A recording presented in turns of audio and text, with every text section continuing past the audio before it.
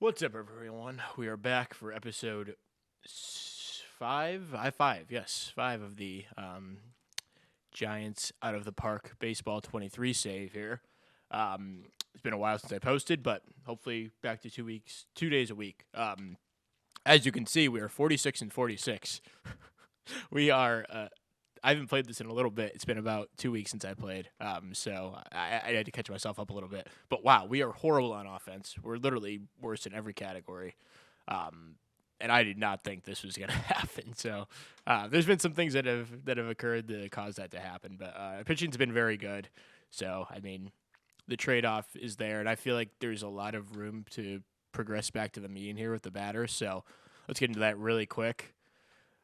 Elliot Ramos continued his hot surge in the majors, so he's been our best bat this year. Not really saying too much, but he has been really good. Kike Hernandez, we picked him up kind of just as like a fifth outfielder type, and he's been our second best hitter this year. He's playing every day, I believe now. Yes, so he's batting. Yeah, so he's playing a little left, little second base. Ivan Castillo, he's come back up because we needed someone who could actually hit, and he's hit, so he'll be on the team for a little bit.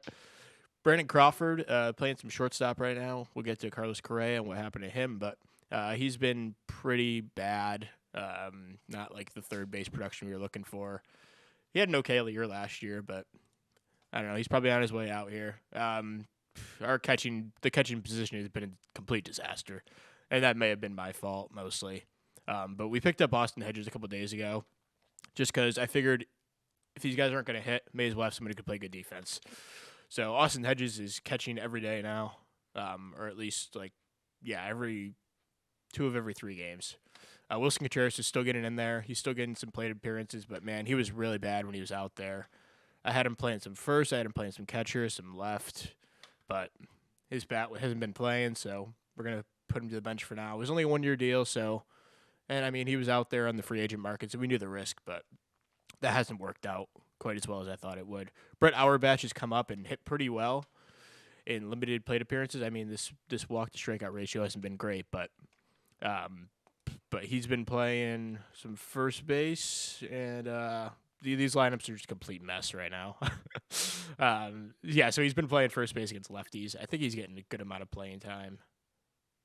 No, he isn't. Okay, I'm going to have to change that. As you can see, our backups are playing, all the time. The Gavin Lux thing also has not worked out. I can see why they had him down Double-A. It still doesn't make any sense to me, but he may be a non-tender candidate or a trade candidate this offseason because I've given him every opportunity to win any job out there, but he hasn't been able to do it. Center field, we went with Slater in the offseason. We picked him over Steven Duggar, and that has not worked out. His range has dropped down to a 60, which is really just not acceptable for me. So we have Yastrzemski out there because, again, if pretty much the opposite of Contreras. If they can't field, you may as well be able to hit. But Yastrzemski's been god-awful. He was even worse than this for a little. Actually, yeah, this is probably the worst he's been. I mean, his walk rate's still there, and the strikeout rate's, not that much higher than last year. They're freaking 193 BABIP, though. I mean, that's going to kill anyone. So, yeah, I don't know. That's been a big disappointment after the year he had last year. Longoria's just come back. Hopefully he can give us a spark, but, I mean, he's a 37-year-old, middling third baseman, so who knows. Who else? Will Myers, he's been pretty good. I've only been having him play against lefties mostly, but he'll probably be out there more. How the heck did we get? Yeah, okay, we just signed him to a deal this offseason, so yeah, I'm going to go play around with these lineups because I really haven't looked at them. The pitching's been really good, though. So Logan Webb's been fantastic coming back from the injury he had late in last season. He's been awesome with 2.55 ERA. FIP's a little higher, but who cares? Carlos Rodon, we gave him the big contract in the offseason. What was it, 5 years, $24 million? And that's actually looking like the contract to get in real life. I don't know if he'll sign by the time I release this, but he's been solid. Not spectacular, not as good as he was last year, but he's been pretty good. Alex Wood's been very solid as our number 3. And Let's go to the rest of the rotation here. Discofani's been solid. I mean, his FIP is pretty high, but I mean, we have him for another 2 years, so he'll be out there. And he hasn't been horrible, so it's not bad. Odorizzi's been like our swing man. I think Cobb went down for another injury. I'll have to look at that. But he's been fine as our swing man. Jake McGree's been once again great as the closer. Doing a good job out there. We picked up his option in the offseason. Doval has been walking way too many guys. 9.3 per 9. But the ERA is still somehow under 3, even though his FIP's at almost 5. So that's something to monitor if he eventually crashes and burns. Tyler Rogers has been awesome yet again. Him and McGee, like, not the most flashiest of players, but they've been our two best guys. Sam Delaplane, we called him up recently, and he's been one of our best relievers. Again, walking to too many guys. I don't know if it's sustainable, but he's been good. Littell, once again, having a really good year. Once again, outperforming his FIP by a ton. Not sure what's going on there, but I'll take it. And Gregory Santos, we just called up for a little bit. And then Jose Urena is like our long guy right now. We only have 12 pitchers. Mostly because a lot of these guys are out of options, or I basically am just throwing crap against the wall in our offense to try to get anything to work. So we're at the All-Star break anyway, so it's not a big deal. Oh, so Cobb. So he went down about 2 weeks ago with the torn labrum in his shoulder. He's a free agent after the year. We're not going to pick up that team option, but he was really good for us. It's very disappointing to see him go down again, but whatever. Here's another story. Luis Matos, we called him up, I think, at the start of the season, maybe. But he was up here for 2 games and broke his elbow. So that sucks. He'll be out for the year. Steve Okert went down for a couple of weeks. He was really no good when he was out there. And Carlos Correa, he went down, let's see, a little bit ago. Looks like he was back about 2 weeks ago, 3 weeks ago, with an injury. He was, like, pretty good when he was out there. Not the guy we signed, but also, I don't know, this is a long deal. There's definitely a lot of room for improvement, but that's been a huge loss having him out of the lineup.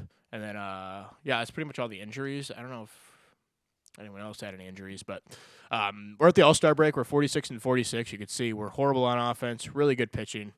Don't strike out anyone, but our defense and pitching's kept us in games. So I'm going to skip ahead to the trade deadline area, and we'll check back in there.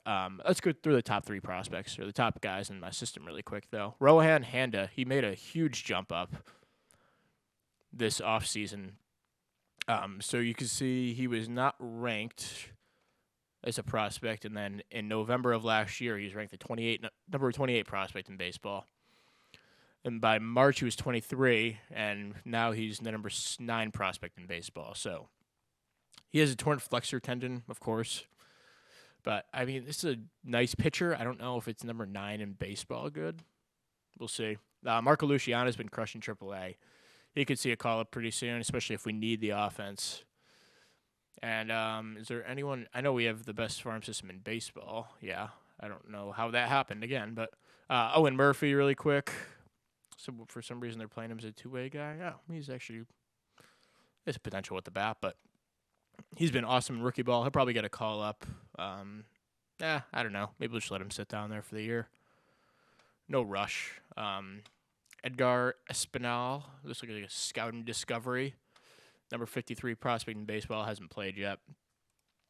Casey Schmidt, another guy in AAA who's been crushing it, so you could see a call up pretty soon. Again, if we need offense, I'm just going to start calling these guys up because our window's now, and we're not even a bad team considering we're so bad in offense. Gabriel Gonzalez, who we got in a trade this offseason, he's been turning it on lately. But we have him in A-ball right now. Probably pushing him a little bit, but his ratings are pretty high, so whatever. Let's see. There's one guy I wanted to get to. Well, Kyle Harrison, we'll get to him really quick. He's been pretty solid down in AA. He's walking a few too many guys. Seems to be a trend in our organization. Brian Ramos got a cup of coffee up in with the majors this year. He was crushing AAA. He was our big trade. We got him for Steven Duggar in the offseason, who looks like that hasn't been working out for them either. But that was a really good trade for us, I think. Ramos is a future as a corner infielder type. Patrick Bailey's been really good down AAA. Ryan Murphy, he's been out for 3 months. And let's see. Hunter Bishop, another guy who's close to the majors. He's been crushing AAA. He could see a call up as well. So we have guys in the immediate range of coming up. Here's Brady Jones, our second round pick. He's been awful the last 2 years in rookie ball. Only 19. Still room to grow there. Another catching prospect. He's been fine. CJ Culpepper looks like a 4-pitch guy. Crushing rookie ball. Looks like he was our 6th round pick last year. He'll get a call up probably right now after I'm done with this. And, okay, so here's what I want to get to really quick. So we just had international free agent signing, and we signed this guy, Arturo Mendoza, as our guy. I forgot there was someone else that I really, really wanted. He took another offer, so this was like my backup pick. He has good work ethic, low intelligence. That probably negates each other. He can't play catcher at this moment. Who knows? Maybe he can grow into it. But at the very worst, this is an excellent DH/first base bat. Fly ball hitter, spray hitter. That's fantastic. Yeah, so that's about it. Zach Britton has been signed. Okay, so we're going to stem ahead to the trade deadline, and we'll be right back. We're back. It's only a day later in this in the save, but I just want to go over a couple of things. We have a couple of All-Stars. Logan Webb made the All-Star team, as well as Jake McGee. Oh, I said Tyler Rogers. Jake McGee and Carlos Correa. I don't know. I mean, he's been fine. I don't know if he's All-Star worthy, but whatever. And also, we just had the first-year player draft, so let me go over that really quick. With our first overall pick, this guy was sitting here at 26. He could honestly play in the majors right now, and we need immediate help, especially over at second base. So this guy, defensive profile, isn't going to play anywhere but second, which is why he probably fell to 26. But I mean, the hitting's pretty elite if he reaches that potential, and the OSA likes him even more. But overall, a really solid bat, and I'm happy he was there at 26. Second overall pick, or second pick for us, which was 59th overall, we took this guy, Kyson Witherspoon. Basically, he's an 18-year-old who's pretty damn developed. Good personality besides the work ethic. We'll see. Hopefully the intelligence negates that. And he also has a little two-way potential too, but not going to really try that out. But 4-pitch guy, 75 grade changeup. And he doesn't really have the velocity, but overall, a young guy who's a good arm to have in the system. And then we took this guy, Nate Savino, basically the opposite. He's a high floor guy. I really see him as a reliever. I think with these 3 pitches, maybe he could start, but at the very worst, this will bump up to a 60 grade. Hopefully he can develop a little bit more. Only 21. So Nate Savino was our second round supplemental pick, I guess, right? 69th overall, yeah. Nice. Bryce Hubbard, another high floor guy. He could pitch in the majors right now. We'll probably start him in A-ball. Another high. I just kind of went for high floor guys because there wasn't a ton of toolsy guys this early that I wanted to take. Andrew Taylor, a 4-pitch guy. The changeup needs to come along a bit, but after that, he's a starting pitcher. Has the potential to be a starting pitcher in the league. We have Isaiah Drake, who was our 6th round pick. High work ethic. Again, there weren't that many great hitters in this draft, especially late on. So I went pretty pitcher heavy, as you'll see. Isaiah Drake, one of the few hitters I took here. Jaden Bastian, another guy, another center field / corner type. Good work ethic. We'll see what happens with him. Both these guys pretty young, so it'll be a while before we see them. Then I went on a big run of pitchers, I think, here. Darren Bowen, he's not going to be a starter for me, not with that changeup, but this guy can be a dominant reliever, 95 to 97. The control and movement aren't ideal, but if this stuff can bump up to 70. This guy's a very good reliever with an 8th-round pick. I'm cool with doing that. Another guy who's more of like a finesse guy, 90 to 92. Yeah, fastball, curveball combo. Hopefully this could tick up a lefty out of the pen here. Excuse me. So then I went with a hitter just to mix it up a little bit. Pete Kraska, really low floor but high ceiling bat. Fly ball hitter, extreme pull, low work ethic. We just kind of needed a hitter to take a hitter in this draft at some point. Connor Butler.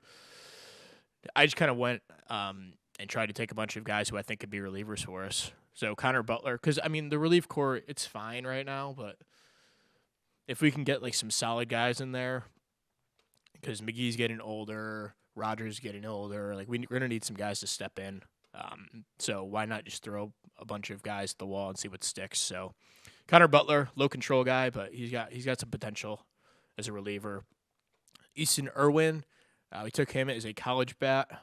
Don't really see much here, but the eye is really intriguing. I mean, he's 22 and a quarter, 22 and a third, whatever. Really no home run potential. I don't know. We'll see. It's kind of a bat to have in the system.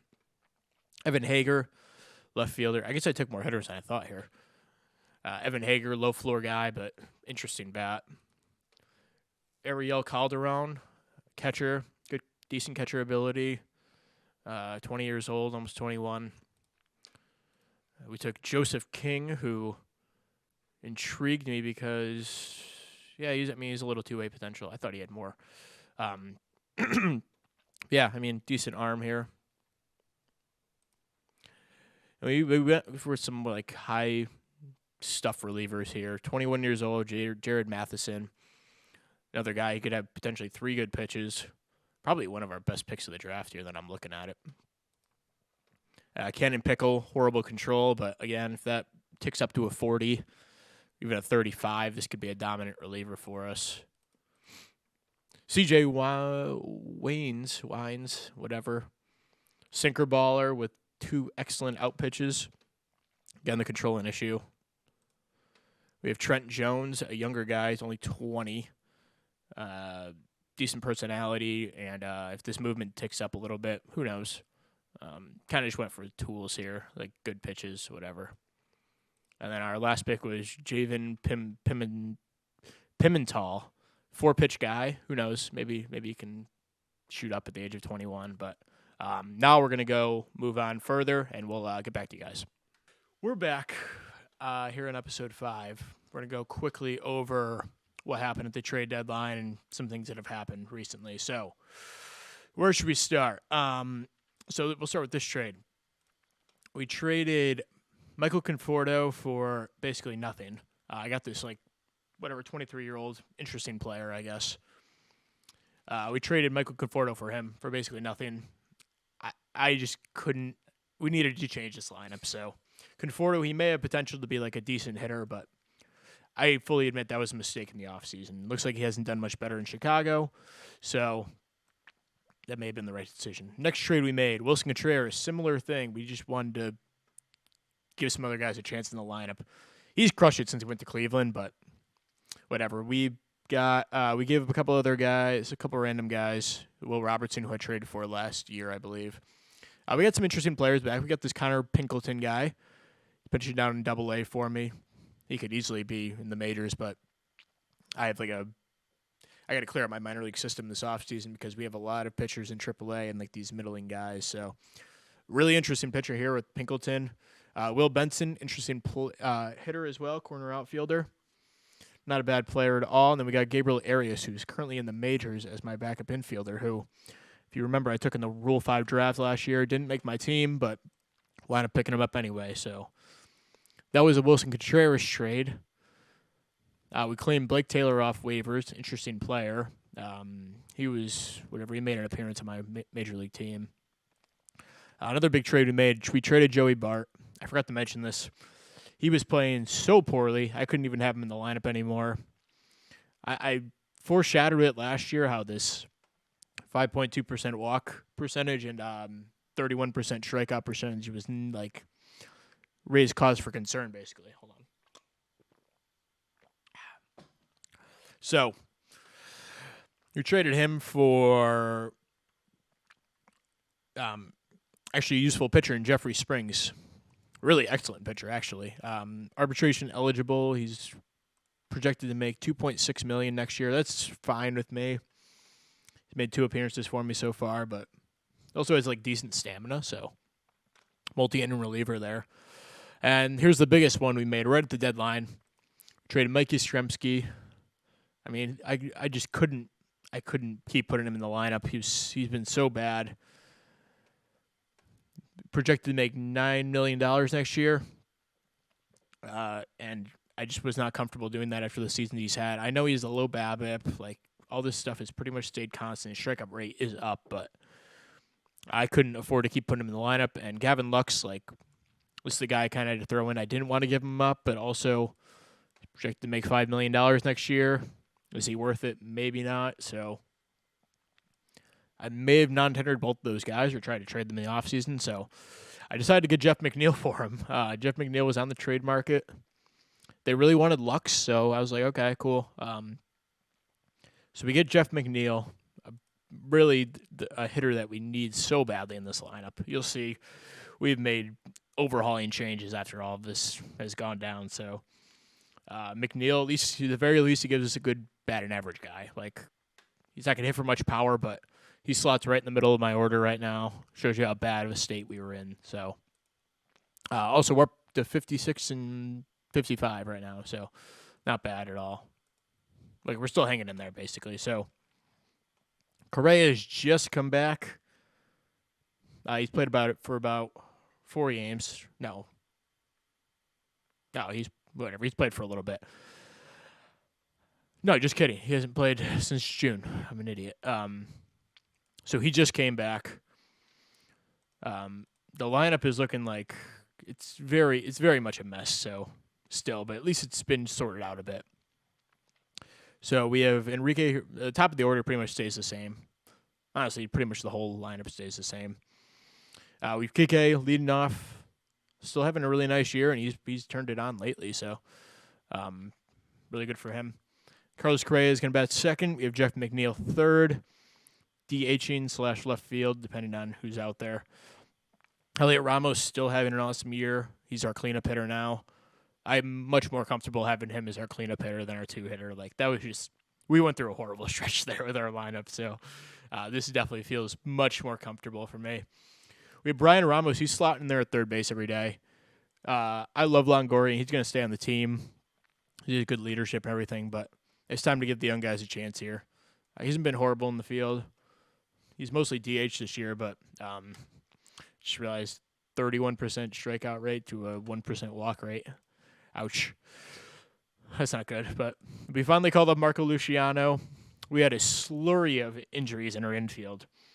So we called the number 10 prospect. He's hit pretty well since he's been up. I know his overall rating at least says 25. I don't get it. I mean, he crushed AAA.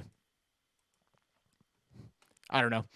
We're going to give him a shot here. He's our second baseman right now. So then we still have Lamont Wade, Austin Hedges, and we called up Hunter Bishop as well. Hasn't gotten an appearance in the majors yet, but he's been up for about a week. He was crushing AAA, so why the heck not? We have nothing else to lose here. Also called up Casey Schmidt. He's played in about 3 games, a number 90 prospect in baseball. Hasn't done much at all, but we're going to keep him up. Let the young guys play, basically. And then Brett Auerbach has been pretty good. He's playing against lefties at first base, also our backup catcher. He's our backup catcher right now because we need all these spots on the roster. As you can see, Longoria on the bench now. He's still playing a little bit, but I mean, I like having this leadership in the locker room and everything. So even if he's not much of a player, I mean, it's $3 million, whatever. Then Arias is our backup infielder now. So yeah, we wound up getting him, and then the rotation's still been pretty good. Carlos Rodon had a little ratings drop off. Not anything crazy, but that could definitely backfire soon. Webb's hit a little rough patch here, but still been awesome. Wood Discofani and Jaco Dorizzi, like, solid back of the rotation guys, like, all middle, like, they're fine, whatever. We called up this guy, Gudino, who was absolutely dominating AAA as a starter. I basically couldn't keep him off the team anymore, so he's up. Springs, Ethan Roberts, who nice reliever we got off waivers. Looks like earlier this year. I don't know why they let him go, but whatever. Mattel, Delaplan, and then Rogers, Duvall, and McGee keep pitching well. McGee's been excellent this year. So, yeah, that's the trading deadline. That's pretty much what we did this trade deadline. Ivan Castillo went down with an injury. That hurt. That's the reason I called up Luciano at that point. Myers got hurt as well. Not as big of a loss, but he was playing really well. It does hurt. These guys were already out. Crawford went down. At one point, I feel like this happened last year too. At one point, we had an infield of Ivan Castillo at short, and then we had Espinal at short, and I don't know. It was the worst infield you can imagine for 3 days. So this is like a packed room for this wild card. We're definitely going for it. We spent a lot of money in the offseason. I don't want to waste a year. We are in the back of this group, but we have to hop 3 teams.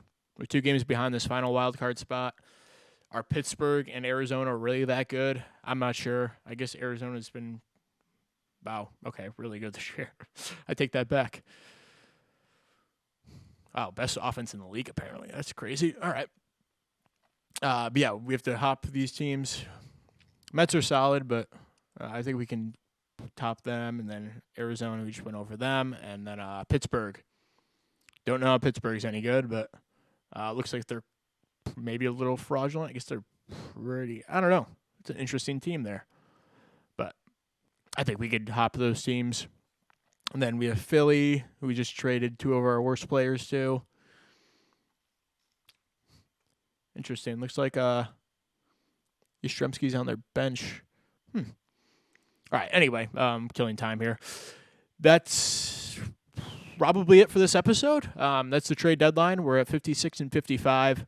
We will pick up if there's a playoff race. If we're in the position 2, which I hope we are. We'll pick up there next episode. And yeah, that's it. Thank you for watching. And yeah, we'll tune in next time. See ya.